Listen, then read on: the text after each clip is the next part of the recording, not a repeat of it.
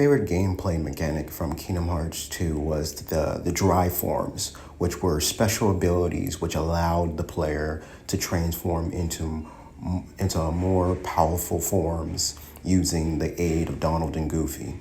They also allowed the player to use different, more powerful attacks and combos, wield dual keyblades, or use abilities that couldn't normally be used before.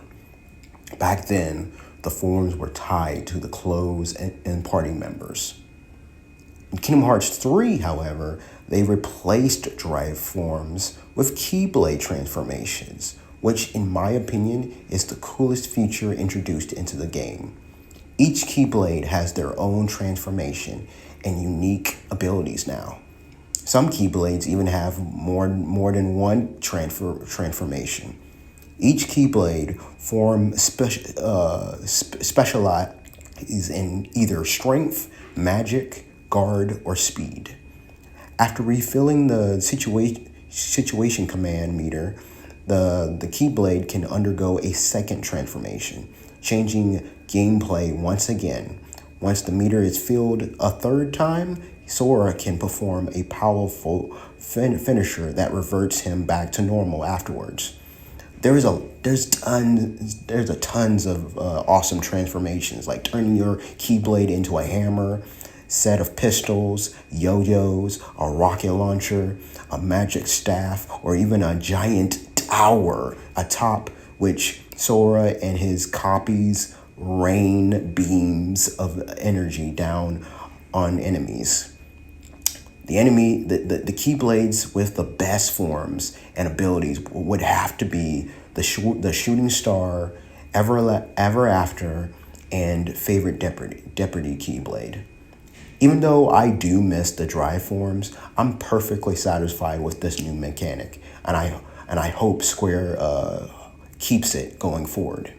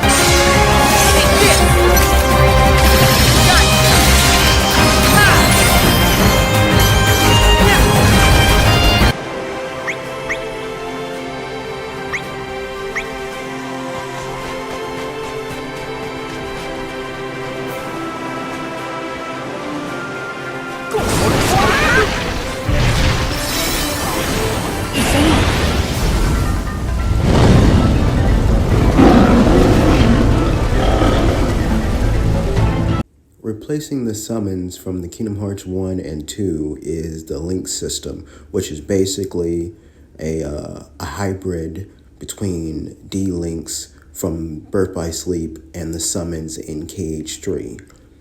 Now, Sora calls upon the connections he's made with Disney characters from other worlds, similar to how Ventus, Aqua, and Terra and Birth by Sleep called upon their connections with D-Link. But rather than creating a style around the person they have a connection to, he uses that connection to physically manifest those he has a connection with, effortlessly making it a new type of summon. Summons has always been one of my favorite features in the Kingdom Hearts series, but I'm not gonna lie, I did find KH3's version to be a bit underwhelming. The only ones I liked and felt were really effective were Ariel and Simba's attacks. I did enjoy the shot locks a lot more in this game than I did before, as each shot lock was different depending on what Keyblade you're using and what transformation. Anti-form was a drive form Sora took when he unleashes his heartless powers and used the darkness still inside him. Unlike the other drive forms, anti-form couldn't be purposely activated. Instead, it would randomly activated when Sora attempted to enter Valor, Wisdom, Limit, or Master form. It was introduced in Kingdom Hearts 2 and used both Donald and Goofy, as well as sucking up all the drive bars. Instead of using a Keyblade, Anti-Sora would use his bare hands to fight and run about on all fours. While in this state, Sora can't use magic. It is also not possible to use items, nor is it possible to pick up HP prizes while in anti-form, meaning he is unable to heal. In addition, he takes half damage from attacks and cannot gain experience from defeating enemies. It could be considered punishment for overusing the drive system and is meant to be strong but troublesome.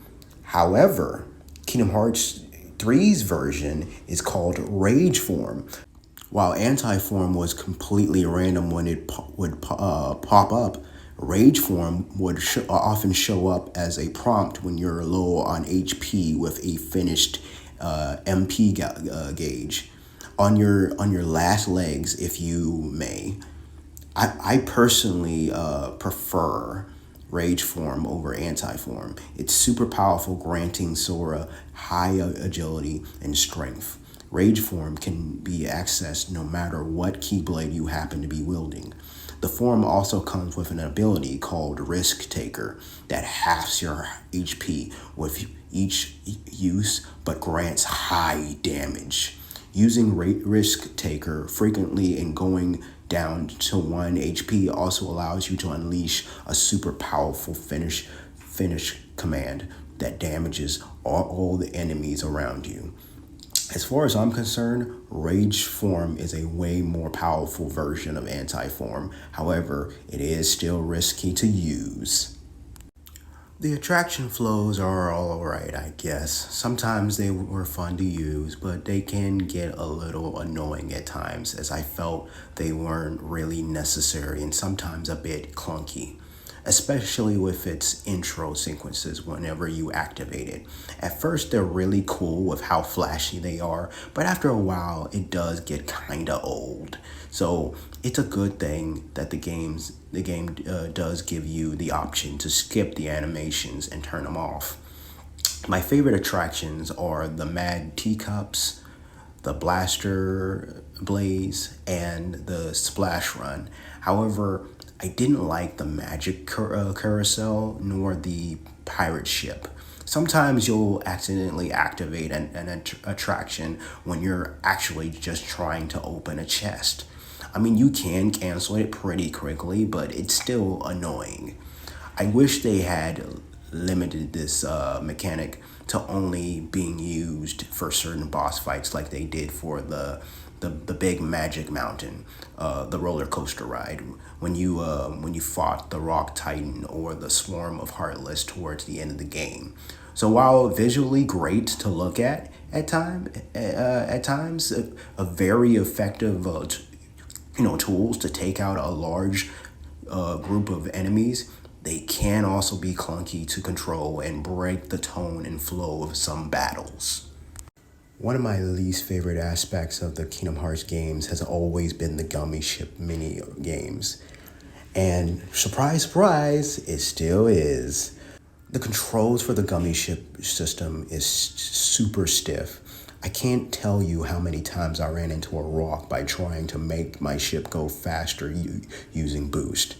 Even when I'm not running into something, I just didn't like how it felt moving around. Now, from a visual standpoint, it's way better, as it gives an open space vibe to it and looks really cool. I do really like the idea of a free roaming experience, but the fact that it was hard for me to really control the ship really took it out of the experience for me. So yeah, I'm not a fan of KH3's version either, but at least I still prefer it over KH1's Gummy Ship mode. So far, the game I think has done the best job when it comes to Gummy Ship mode has to be KH2. With KH2, I felt it at least improved somewhat. There were times when I dare say it was actually fun. Still, it was a system I could have done without, and most of it still felt like a chore for me to do before I got to jump into Disney World. And I actually really enjoyed the OST for it as well. Each time you traveled to a different world in your gummy ship, it had a different track, and for the most part, I found myself humming to them. I absolutely hated the gummy ship mode in KH1. That was a total drag and super boring. At least with KH3, if you feel like of just avoiding gummy ship missions and driving straight to the world, you're free to do so. Though there are a few mandatory gummy ship fights you gotta do to get through the story, but that beats having to do one for every world you travel to like you did with KH1 and 2.